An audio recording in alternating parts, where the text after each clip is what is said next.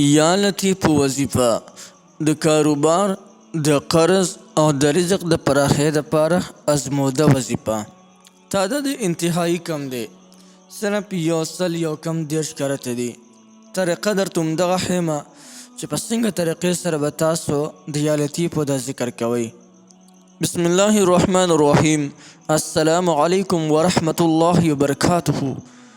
زما رونو خویندو، نن د الله جل شانه یو ډیر مبارک نوم یا لطیفو د دې وظیفې یو ډیر زبردست اثر درته ښیمه. او کله چې دا وظیفه تاسو هم په دې طریقې او هم په دې ترتیب سره وکړئ، رب العالمین به د ستاسو روزي داسې پراخه کړي چې د ستا په وهم او ګمان کې به خوب نه تېرېږي. که تا باندې چېرته قرضونه وي او د قرضونو نه ډېر سخت تنګ راغلی، کله کله داسې وشي چې انسان باندې ورځ ته ورځه قرضونه همداسې راوړي، د معاش څه داسې خاص ذریعه هم نشته دی، نه څه داسې خاص کاروبار شته چې دی به باندې د خپل قرضونه ختم کړي. یعنې یو ورځ د بلې نه بدتره وي، بلې ورځ د بلې نه بدتره، بله د بلې نه بدتره. نن د الله جل جلاله د دې نوم د یا لطیف او دې سره یو 3 نومونه نور دي.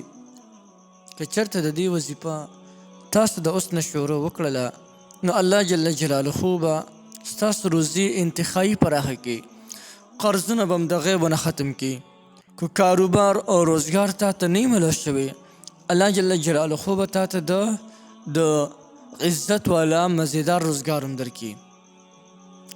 دې نه علاوه که د هر حاجت دپاره تاسو د یا لطیفو دا وظیفه وکړله، نو الله جل جلاله به د ستاسو تمام حاجتونه پوره کړي. خاص حاجت که د ستا د هر څه سره متعلق وي، لیکن د جایز حاجت دپاره د دې وظیفې استعمال کوئ، ځکه چې د الله جل جلاله یو ډیر مبارک او ډیر پاک نوم دی. هسې نه چې تاسو د خپل مقصد د حاصلولو دپاره د الله جل جلاله د دې نوم ذکر کوئ، چېرته کې د ستاسو نه په دې کې کوتاهي ونه شي او د ډېر نقصان سره مخامخ نه شئ، بلکې دا ذکر کوئ خالص د الله د رضا دپاره کوئ. یعنې د ناروا حاجت دپاره به د دې اسم مبارک ذکر نه کوئ. یعنې چاته نقصان رسول چې یا الله دا پلانکې تباه کړي، یا الله دا پلانکې داسې کړي، یا الله دا پلانکې کوروان کړي، نو داسې د ناروا حاجت دپاره به د دې وظیفې استعمال نه کوئ. البته که د ستا هر قسم جایز حاجت وي، نو بیا وله دا وظیفه تاسو کولی شئ، بلکل تاسو ته مکمل اجازت دی، هر څوک ته نه پیدا غشتلی شي.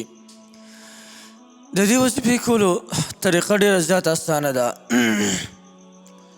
دې سره به 15 واړه وخته لمونځ په پابندۍ سره کوئ، او د هر لمونځ نه پس به 130 کرته یا لطیفو وظیفه کوئ.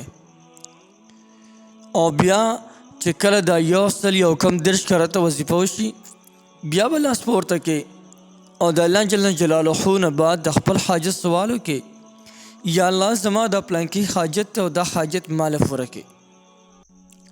دې سرې سرې په ټوله ورځ چې څونه وخت ته ملاویږي، په کثرت سره یعنې ډېر زیات دا د الله جل شانه د دې نومونو دا ذکر هم کوه. یعنې په کثرت سره داسې کوه، یا الله یا باسطو یا رزاقو، یا الله یا باسطو یا رزاقو. انشاءالله چې په لږو ورځو کې دننه به الله جل جلاله تاسو ته اسباب برابر کړي، د رزق تمام دروازې به الله جل جلاله په تاسو کلو کړي. د فتوحاتو چې څومره دروازې دي الله جل جلاله به کلو کړي. قرضونه دې داسې وي چې سم د غرونو په شان تا ته ولاړي، څه ذریعه بوله الله جل جلاله ان قریب جوړه کړي او د ستاسو تمام قرضونه به ختم شي. دا وظیفه به تر د هغه وخته پورې کوئ چې تر څو پورې ستاسو حاجت او مراد پوره شوی نه. البته که کله د ستاسو حاجت پوره شو، د هغې نه پسې هم کوئ، همیشه دپاره به په نعمتونو خوشحالو مزو او چرچو کې همیشه دپاره به د بل کس محتاج جوړ نشي. نو یو ډېره زبردست وظیفه مې درته وښوله، یا لطیفو د الله جل جلاله مبارک نوم دی، نو بالکل د دې وظیفه تاسو کولی شئ. تاسو ټولو ته د دې مکمل اجازه شته، هر څوک د دې نه مکمل فایده اخیستلی شي.